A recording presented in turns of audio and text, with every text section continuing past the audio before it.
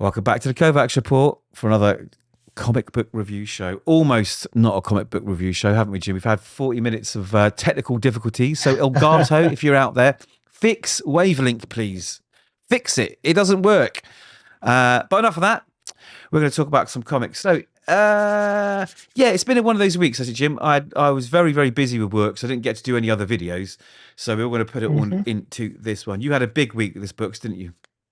Yes, lots of really cool books this week. You were lucky because I had to scrape the barrel to find enough to review this week. That weren't me just being horrible. Let's get into it Here we now. go. All right, let's hope that everything else is working and you see absolute bat. Yes, we're working. Something's working today. Right, something is working today. So, okay, I know I promised not to read a book that I don't enjoy, but you know what? We've got to review this book every week, every month it comes out because the people want to know.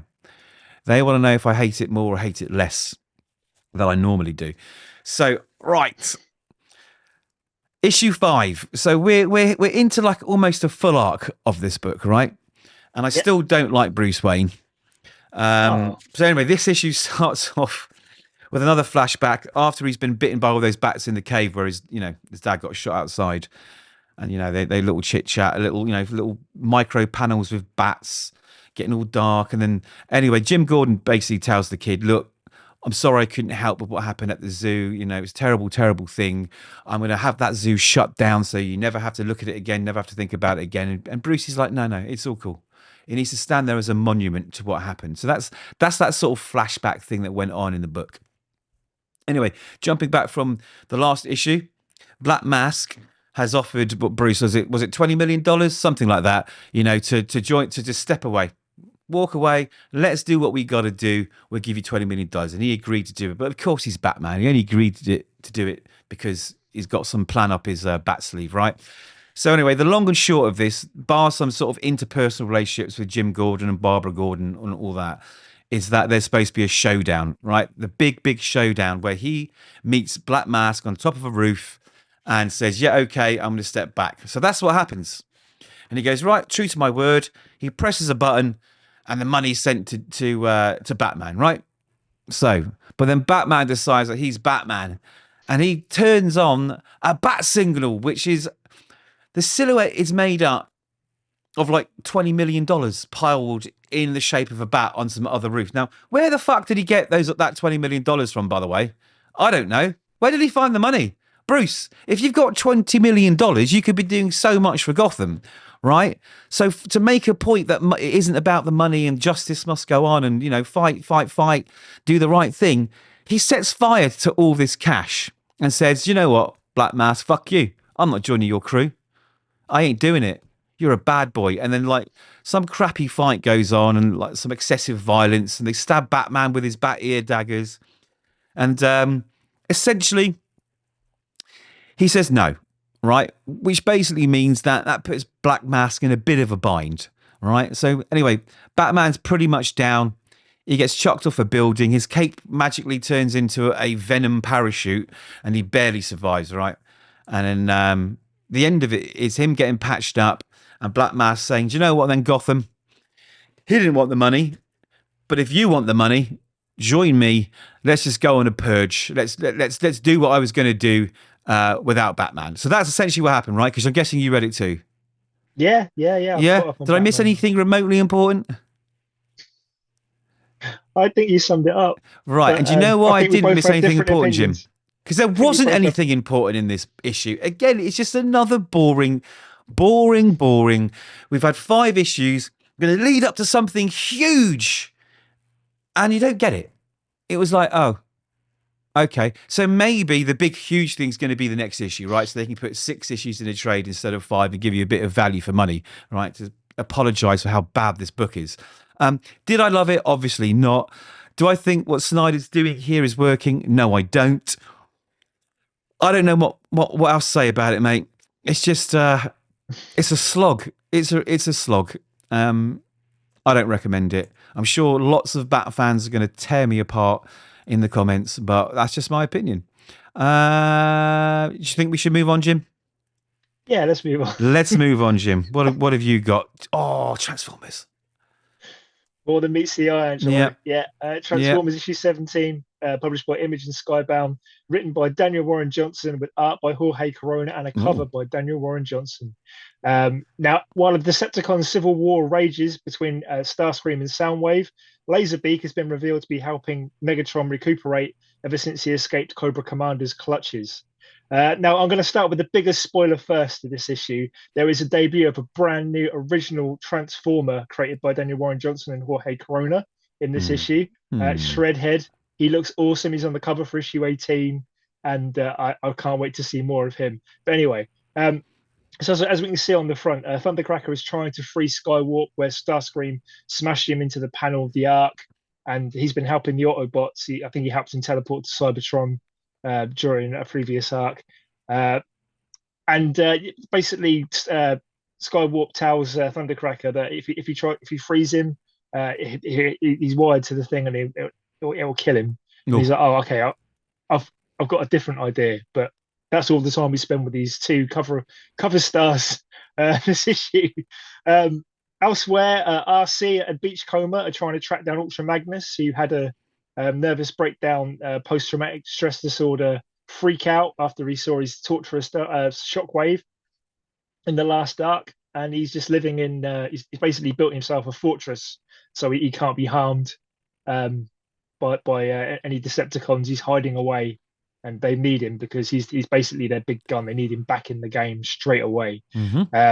The Autobots and their Optimus Prime, they're trying to contain human casualties. The massive combiners, Bruticus and Devastator, are clashing in the middle of Seattle, which is really awesome. And Elita and Cliffjumper are leading the Cybertronian Autobots to victory on Cybertron. And it was really cool to see Ratbat. He was one of my favourite characters in the UK Transformer comic. Ratbat, yeah, he's one of Soundwave's cassettes. Little known character, unless you've read Transformers UK. Which I did. Which we all did, didn't we, Jim? So anyway, back on Cybertron, Cliffjumper feeds the combined bodies, or sparks, of his clan into the creation event machine, resulting in the creation of Shredhead. So he's like an amalgamation of all the dead members of his clan, all smashed into one, which is a hallmark of this series because Daniel Warren Johnson's been kit bashing things together since the start of this. He's put Megatron's cannon arm on Prime. He's smashed Skywarp into Teletran 1 in the Ark, and after losing his legs in a lava-related incident, Starscream is now bonded to a Hiss tank, which are his legs. So yeah, lots and lots of fun. Another really solid issue of Transformers. There's only a few left from Daniel Warren Johnson. I think 7 issues left, and I'll be sad when he's gone. Oh, I love that he's doing that, because if you were a ragtag bunch of robots from another planet, right, and you're pretty short on parts, you would scavenge parts from other robots, right, and rebuild. So it's I like it. I do like it. I like it. He's really taken liberties that you haven't seen with other writers on Transformers, and like I said, they better find someone amazing to replace him. I hope so. Yeah, but he should as well, because how long has Transformers been going? Right, got to try something new. Yeah. Okay, on the subject of something new, mine is A Long, Lonesome Grave by Justin Jordan and Chris Shehan. Now, I was going to review The Hive, but I couldn't get a copy of it, so I'm a bit gutted. But I landed on this instead. So you know me, I like my horror books. I like my little indie horror books. And you do. Yeah, I like the cover of this. I thought I'll give it a bash. So I'm quite glad I did. So it's about this dude, right, who has a bit of a storied past, right? And long story short, it's to do with like magic and demons and bad stuff, right? And he's been in prison, and he's just got out of prison, so he's returned back to the good old town that he hasn't been to in 20 years. So he's on 20 years in the old Sing Sing, right? Now he has an estranged daughter who he hasn't seen since, so she's all grown up, and he basically wants to go there and dig up some cash, right, and give it to her as a gift. Like he hasn't been good as a father, so give her some money to set herself up with a better life and then get out of town. But that's not happening. It's not happening because the Weavers, which I'm assuming are this family, which maybe his wife's connected to, and his wife's dead, by the way, which we discover by seeing a tree with a burn mark on it. And she died not well, let's just say. There was a terrible tragedy and she dies. And he digs up this box. Not well. Yeah, he digs up this box with some guns and some money, and it's got a hex on it and everything else, and it's sealed with magic. There's a lot of magic in this, and it's sort of applied really, really well. And we get these panels where we see sort of some weird demon, scary shit in the background, like there's some presence there. There is some presence in this town, right? And these Weaver family, they seem to be where it's emanating from, right? They're not good people, so they send some goons down to try and tell him to get out of town. But he just kicks the shit out of them and sends them packing, right? And goes and sees his mate, who's the local preacher. And his local preacher, he knows the history, he knows what's going on, and he gives him the warnings and everything. He said, "Look, I'm just here to see my daughter, who just so happens to burst into the church at the same time." And he gives her the money, and she says, "Cheers, Dad. Go fuck yourself. I'm out of here, right? I don't want to see you ever again." So he's a bit sad, and he's being followed by, I think, someone from the Weaver family, and he decides that he needs to do something about it, right? Because there's a hex that's been placed in his old house that he went to, which is sort of derelict. And this hex means that you either need to kill the person who put the hex on you, right, or it kills you. And he knows just the people who've done it, which is these Weavers. There's some cool scenes where like they puke up all this weird black blood stuff and everything. It's just brilliant. So it's slowly killing him. So he kidnaps one of the crew of this family, and he tapes him to a chair. And then he starts taking like big rail track nails and puts them through his eyes to take his soul and everything. And then there's all these weird, like red, ghostly, demonic faces behind him and everything else. So it's going to be some kind of got to track them down to keep myself alive. And they're going to kill my daughter, and we're going to find out what happened to his wife, which I think he was the reason why she died. It's pretty good. I really liked it.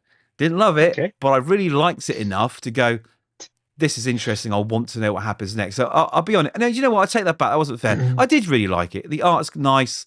It fits the book. The story, it's got nice momentum to it. So as a book that I maybe not would have read, I'm glad I did. I do really like it. Yeah, this is out from Oni Press, who are putting out some damn good stuff now. And like I said, it's Justin Jordan and Chris Shehan. Not. That's different Jordan. No. I mean, Skin Police was a great book from Oni. Oh, right. Because when you said Jordan, I thought you No. Yeah. Okay. Yeah. So give it a go. If you're into horror books, I'd give this a go. I think it's worth the effort. Moving on, Bug Wars. Before you say anything about this, I'm just going to say that I read it too because I knew you were looking forward to it, and I wanted to see if it was any good. All right. Yeah. And no spoiler alerts, but I'm going to say 2 thumbs up. It was cracking, wasn't it? That makes me very happy, Angelo. We're on the same page about this. Did you think I was going to hate it? I never know what to expect with you. Good. Expect the unexpected. So it seems we're talking about Jason Aaron every week on this show. On the last episode of our show, I gave him Book of the Week for his work on Ninja Turtles. Well deserved. This is his create-your-own title. So Bug Wars issue 1, published by Image, written by Jason Aaron, with art and cover art by Mahmud Asrar. And what amazing artwork from this guy. I need to read more of his stuff. So this is epic fantasy. Game of Thrones meets Honey, I Shrunk the Kids. There's a huge battle between the Beetle clan versus the Empire of the Ants. And this is cut short by a huge storm of destruction that's panned back and revealed to be a lawnmower, which was an incredible reveal. So a family of 3 the Slaymakers, they move into an old infested house. A mother and 2 teenage boys, Sid and Slade. Slade Slaymaker is our protagonist's name. How metal is that? Oh, it really is, isn't it? So yeah, it's the old trope. Three people move into a house where the father died or disappeared under mysterious circumstances. We've seen it before. Lock and Key, the Spiderwick Chronicles, stuff like that. This is where their father died studying bugs. He was an entomologist. So brash teen Sid, who seems to be modelled after Sid from Toy Story, he's got that same kind of attitude to him. And a little bit from the metalhead from Stranger Things, I thought. Oh, Eddie. Yeah, maybe. Yeah, maybe so. We'll talk about Stranger Things next week, hopefully. So anyway, Sid hates insects and he squashes them on sight. So he decimates their anthills with the mower, but his quieter brother, Slade, is fascinated with them. He's got a huge personal collection, hundreds and hundreds of insects in tanks in his room. His favourite is a European rhinoceros beetle he named Pack, and that was the same one that his father was studying. So most exterminators, for some reason, they seem to refuse calls from the Slaymaker house because this house is infested. You can hear the bugs running around in the walls. It's crazy.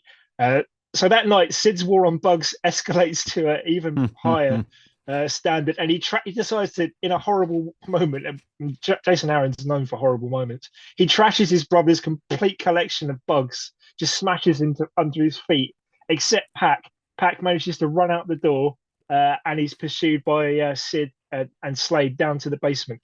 Via flashback, we learn that Sid was the one who discovered his father's corpse. Talk about horrible moments. This one, his father's just been torn open. He's infested with bugs. No wonder the poor kid doesn't like I know. insects. And the image of his father being eaten by the bugs with flesh hanging out in his intestines, I was like, oh, okay, that's enough to scare any kid, right? Yeah, so anyway, Slade reaches after Pac through the hole, through a hole in the basement wall after the insect flees into there. Sorry, beetle flees into there. And he touched a glowing amulet, which gave me huge Darkhawk flashbacks. Because I'm just that cool, kids. And he awaits to find himself shrunk to insect size in the backyard and immediately attacked by bug rustlers who are out to capture Pac. Enraged, thinking himself in a dream, Slade punches his fist right through the face of one of the rustlers, exploding out of the back of his head in a shower of bug juice. This was absolutely fantastic. I can't wait to read more of this. So we see some narration, and we're meant to believe, we're led to believe this is Slade narrating from the future. He says, "I wonder if I knew now what I knew then. If I knew now, well, if I knew then what I know now, I got your back, mate. I got your back. It's all right. Thank you. Would I have reached for that amulet, or would I have run for the hills? And yeah, I can't wait to see what Aaron and Asrarr do next with this book." Add this to my pull list straight away. Ancillary material includes pages from the father's journal at the back, an afterword by Aaron, which is really cool, and a Hobbit-style map of the backyard, which is also awesome. It was very nice. Yeah, 2 thumbs up. High recommendation for this book. Yeah.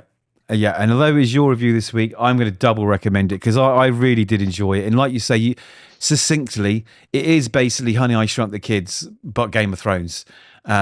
I can't wait to see what he does with it. Do you know what it feels like? It feels like a Kirkman at his peak book, if you know what I mean. No, it does. Yeah. That high concept stuff. Yeah, I loved it. I loved it. See, I do like books, guys. Some. Yeah. Not this one, though. Oh, no, here we go. Oh, listen, really? you can return to being the event guy with the next one, mate, because I'm telling you what. I am. I'm glad. Right, so because I've not been enjoying my favourite publisher a lot lately, Marvel. I mean, that's understandable. I'm a little bit out of touch with what led to Doom becoming the source of Supreme Doom, right? But don't think you need to know that for this book. So anyone going into it, I don't think you need to know.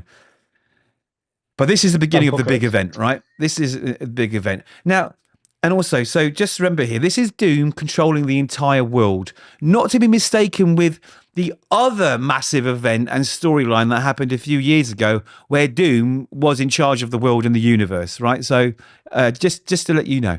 Yeah. I must have missed that. You missed it? You missed it when Doom had his little white number and Reed Richards and the Ultimates and this, that, and the other. He rewrote all history and there was omnipotent God.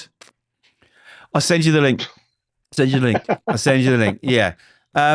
All right. So basically, Doctor Doom, with a magic button, turns on every TV in the world. Everywhere there's a screen, Doctor Doom is being broadcast, right? And he's basically saying, Doom is going to save you, right? No more are we going to allow people that run your countries to deprive you of education, healthcare, all the things that is necessary to have, a head start in life, all the things that you should be free, He says, from now on, I'm unifying Earth. This is going to be free. Healthcare's free. Education's free. I'm going to make the world a utopia, right? And this is broadcast everywhere, all the way across the world, and everyone stops to watch it, right? Now, obviously, there's a few people that probably won't like that, right?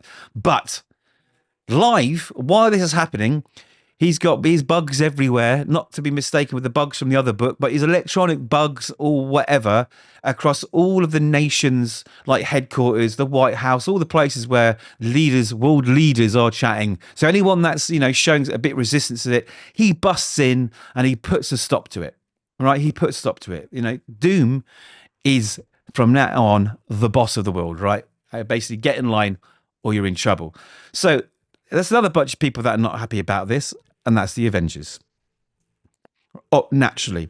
And we're treated to some pretty crap dialogue. And they decide that the best way forward is to maybe go and approach Doom like this, right? Now, while that's happening, Hydra, right, they decided to say no to Doom.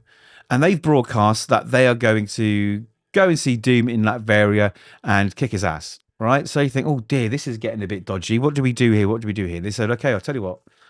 Let's let our enemies fight each other, right? And then we'll kick the ass of whoever's left over. So they decide to sort of go all the way over to Latveria. They find this big dome which is sealed and they can't get through.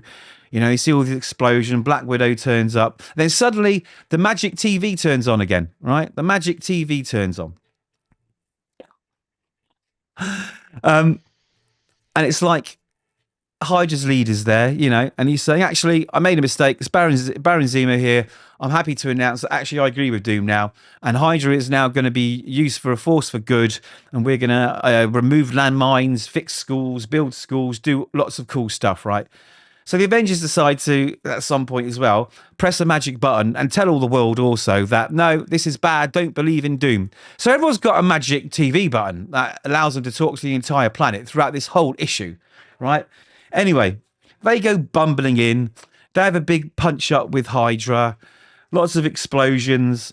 Lots of real weird dialogue between them to make them like a kooky team that's working together.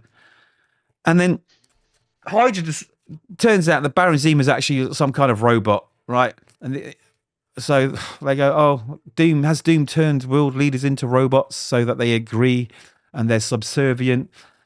And I just started losing interest here, right? Because it was this weird sort of plot device that in order to let the world know what's going on, what's actually happening in the other place, we had to sort of break into all their TVs, like all the time. And it was just a bit like, is there not a better way to the public across the whole world to know what's going on? Why not tell this story over a number of issues, It's like every 10 minutes, they're like, hi, it's the Avengers world. We got this wrong. We got this right. Oh, hi, it's Doom. I've stopped the Avengers being naughty. See, Hydra was bad, and I've made them good again.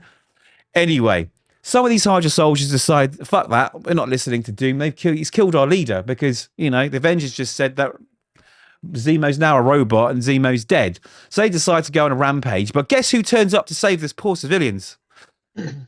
Yeah, you're right. Dr. Doom does on a Dr. Doom armored cloak. Costumed, hooded dinosaur, Tyrannosaurus Rex. Yeah. Now, if I was 12, I'd be like, whoa, this is so cool. Dr. Doom on a Dr. Doom Tyrannosaurus Rex. But I'm not 12 years old.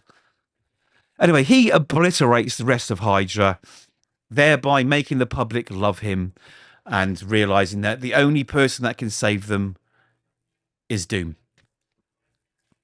Honestly, mate, I hated it. I'm thinking I knew you would. But why wouldn't I? It's like this whole plot. This plot, the whole plot of this book was, right, well, Doom needs to tell the world what he's doing. Avengers need to tell the world that Doom's bad.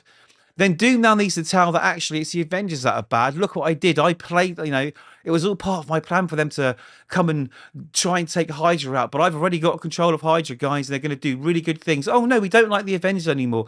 It's back and forth with the whole world, right? On every TV screen. Like, in the space of a day, what was it, 3 or 4 times? Like, it just was like, come on. That's not how you forward a plot, right? It's like, okay, guys, we've got this big event, right? But how do we compact all the stuff that we should really tell over 6 issues into one issue? And that's what they did here. So it just felt like, and then there's Squirrel Girl in there trying to be all kooky with her dialogue. It just sucked. Like, this is not an event. This isn't an event. It's just not. It's not peak Marvel vintage, let's call it. And I was just sad because I like the idea of. I mean, I know they've kind of done it before with Doom being in charge of everything, but who doesn't like Doctor Doom trying to take over the world, right? Nobody. Everyone loves that idea. You know, who likes the Avengers fighting Doctor Doom? Everyone. But this just sucks. So they're now going to reveal why Doom's bad while Doom is doing all this greatness for the world. It's just like, I don't know. I'm not motivated. It's not a good enough plot. I mean, what was it? Ryan North, right? Is it right? I've forgotten already. Is it Ryan North? Yeah, Ryan North. So it's Ryan North. Art-wise, though, mate, the art was nice. To be honest, the art was really, really nice. You know, I loved it when they introduced the Avengers, where they've got that sort of control room with all the like holographic stuff, and they're all huddled round. Art's lovely. The art is the only thing about this book that I like. I know you've got thoughts, and you're going to tell me you like it, aren't you? Go on, you tell me you like it. Let me hear it. I enjoyed it. I had a really good time with this book. I love Ryan North's writing ever since the Unbreakable Squirrel Girl. He's doing a really solid run on Fantastic Four right now. It's great to see him on the big stage, getting a chance to do an event. And I like his quirky sense of humor, man. I mean, I like quirky. I like Yeah, quirky. okay. I just think that the way they've compacted everything that they need to compact to tell the story they actually want to tell is at the detriment of the book. Because now you've got to I don't know. I think it could have been done way, way, way better because the idea isn't so bad. But that was it. That was it for me. Fair enough, man. I'll let you know how it is. Do you know what makes it worse? Is that every time I see Iron Man in it, I remember what's happening over in the Iron Man book and it breaks my heart. That you can agree with me, right? I'll read a lot of the tie-ins, but I'm not reading the Iron Man one. No one can make me do that. No, it's so bad, right? Honestly. Okay. Tell me something good. Deadpool. Yeah. Sorry, just bear with me, mate. Get your notes up, mate. Do you know what? You might have realised I've not written any notes this episode because I've been so busy with work. So I am completely winging it. I hope I've pulled it off. Let me know in the comments. Put them in between all the hate I'm going to get for not liking the books. All right, guys. Thank you. Deadpool issue 11, published by Marvel, written by Cody Ziglar with art by Andrea Di Vito and cover out there by Turin Clark. Now, resurrected Deadpool along with his daughter Ellie and Symbiont Wolf Princess. Symbiont Wolf Princess. Yeah, just go with it. Targeted Miles Morales, Spider-Man, in the first part of this crossover event, Pools of Blood. Deadpool and co. They're broke. Death Grip, Wade's murderer, is still at large. They've been hired by Agent Gao, who was from the first arc of this series, who basically is teaching Ellie that killing is the family business.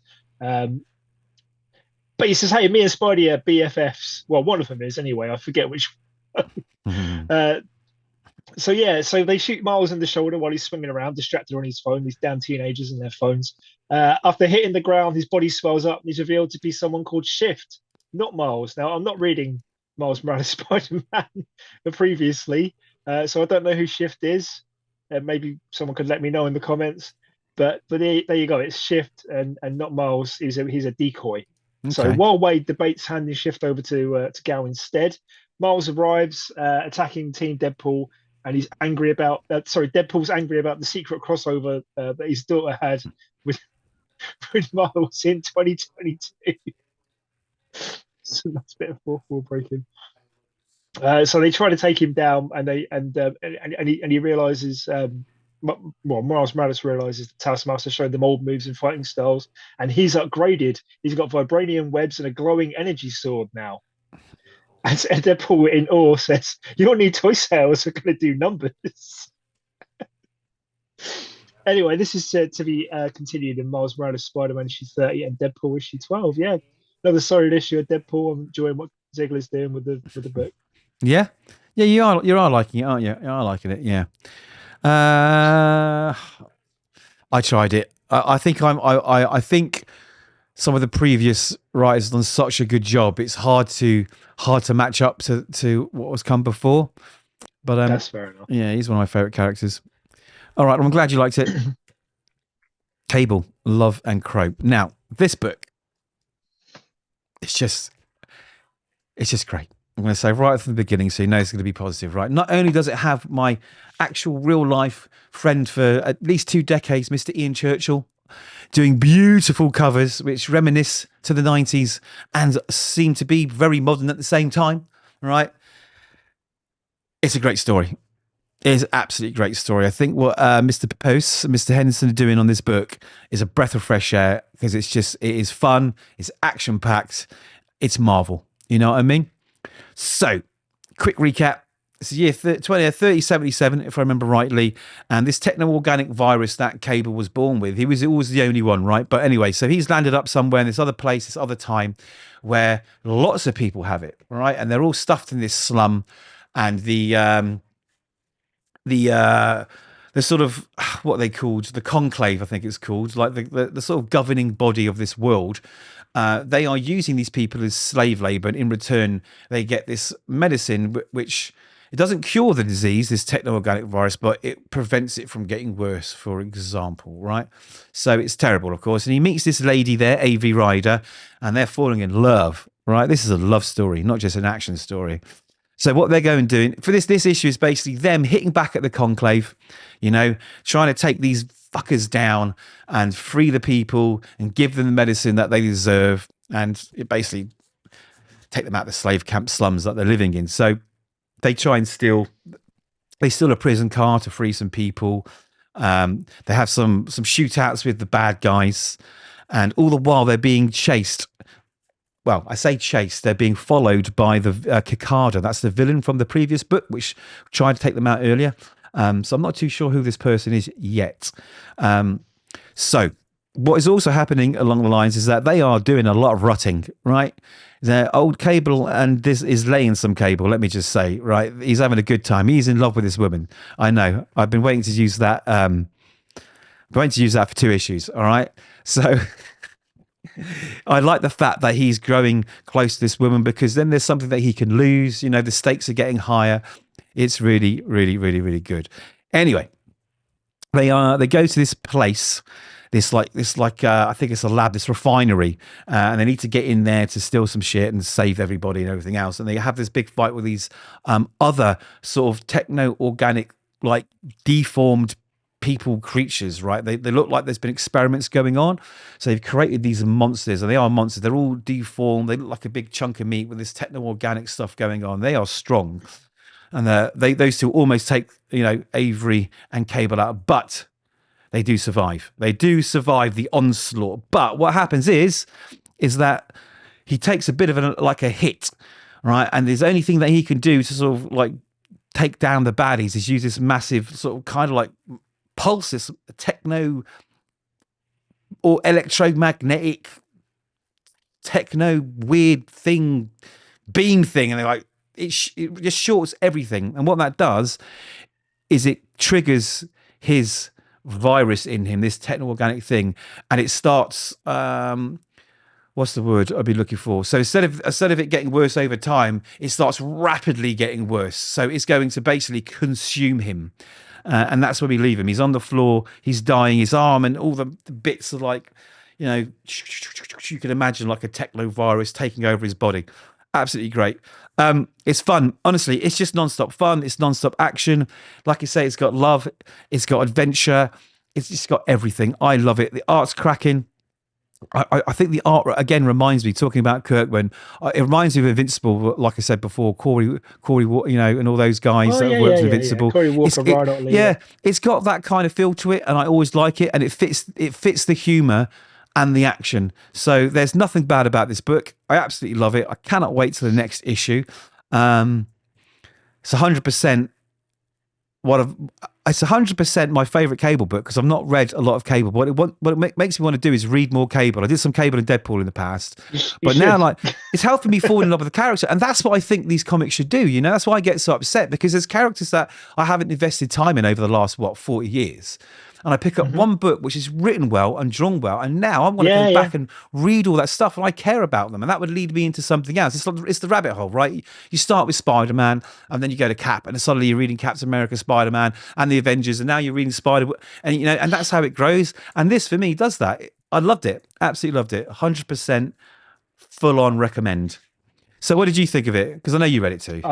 I haven't read this You issue didn't? yet, but I love the first issue. It's on my list. I'm going to read it. All right, catch up for next review because I don't want to spoil it for you if you haven't read it and tell you what's happening. So, last book of the week is one of the only horror books you're reading, right? Yeah. Into the Unbeing Part 2, Issue 1. The last volume was published last year. Got book of the week from me at least once. Very, very cool exploration horror, let's call it. So they're published by Dark Horse, written by Zac Thompson, with art and cover art by superstar DC artist Hayden Sherman, currently rocking it on Absolute Wonder Woman. Previously, a bunch of climate change scientists from SINU, the Scientific Institute for Nation, Ecology and Worlds, are trapped inside the corpse of a giant being deep in the Australian outback.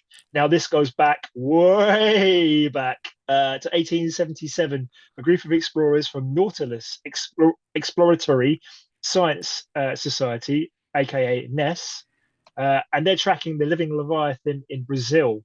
And they're led by surveyor Edwin Hall. Now, they're all having a hellish time in the jungle, being bitten by snakes. One of their party gets bitten by a snake. He's dead by dawn. He's brought his young son along. He lied to his mother, saying that he's still in boarding school. And another one of their team, he describes it as his foot soured in his boot, and they had to leave him behind. So yeah, he's probably dead too. With no respite, father and son start digging deep into the earth for shelter, surviving by eating mollusks and weed. And if you've read the previous volume, you'll know where this is heading.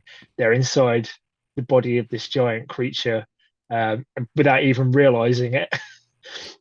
So they're making fires that won't work because the ground's too warm for the touch, and they start spiraling into madness. This has been a huge theme in the previous volume as well. And it's alluded to that Edwin ends up possibly eating his own son. Oh, wow. Yeah. I like it. And it's revealed that he is the homunculus that we met at the end of the previous volume. It's him. It's Edwin. Back to present day. We learned that it's Edwin's journal that the team have been reading while spiraling into madness. So that's all really helpful and Lovecraftian there. So we catch up with Hilda, the missing team leader who disappeared at the end of issue 1 and came back at the end of the previous volume. So now she believes that Edwin knows the way out, as she said at the end. And he says he'll take them back to the surface. Now, Hilda and Zara, they've both got a hidden agenda. We know that Zara is supposed to kill the rest of the team. And I guess they've got an alliance with Hilda. So I guess they don't know what they're going to have to do with Abby and her little dog too. But basically, the only surviving member. So yeah, the rest of the issue is insane. They're attacked by some dinosaur-looking demon thing, and Edwin battles and kills it. In a Doctor Doom costume? It's not okay. But Edwin battles and kills it. And yeah, so this was another really good issue of Into the Unbeing. I'm looking forward to the next issue of that. Yeah, fun. Good book. All right, Jimmy. So it's that time of week. Book of the week for you? Incredibly, Angelo. It's Bug Wars issue 1. Yeah, okay. That's a good book of the week. For me, it has to be issue 1. Definitely. Yeah, it is honestly it was one of my favorite reads of the week. But out of the ones I've reviewed, it would have to be Cable, Love and Chrome. It's just fun. I loved it. I absolutely loved it, and I hope everyone else loves this one. What have we got next week, Jim? Is there much coming out for you next week? We got a good week of books. Jimmy X is going back to the X-Men. We got Uncanny X-Men issue 10 by Gail Simone, and I'm not sure which artist. Andrea Bresson, I think it is. And we've also got Weapon X-Men, which is a tie into One World Under Doom, which is written by Joe Casey. All right, and it's got Wolverine and Chamber in it. So I'm down for that. That's going to be very, very cool. Also, there's a Stranger Things D&D crossover, Rise of Hellfire, which I'm looking forward to turning up to 11 next time. Excellent. All right. Well, for me, I think I said it the last time we recorded, but it didn't come out because this book has been absolutely fraught with delays. You can guess, right? Aliens versus Avengers, number 3. Yeah. probably one of the best Marvel books out in God knows how long. There's a few new number ones. Let this one be a devil, I think, and Zatanna. I'm looking forward to Zatanna a lot. And of course, Ultimate Wolverine 2's out. But you know what? I wasn't too hot on the first one. Yeah, I was like, give it the second issue. Let's just see. And the Power Fantasy's out, which has consistently been amazing. But apparently, I need to reread it because I think I got a few things wrong. Someone pointed out in one of the comments that I got something wrong, so I'm going to go back and read the entire first 5 issues again just to make sure I've got it right. But I guess we're both binging that then, because I still haven't read issue 1. I think I read so many books every week, right? Same. Sometimes my old brain gets confused. Well, we'll see. That's it. So, Jimmy, until next week, let us know what you think. You've heard our thoughts. Please don't kill me in the comments. All right? I can't like everything. I do like something. And that's it. Say goodbye. Catch you in the next one. Bye-bye, everyone. Take care.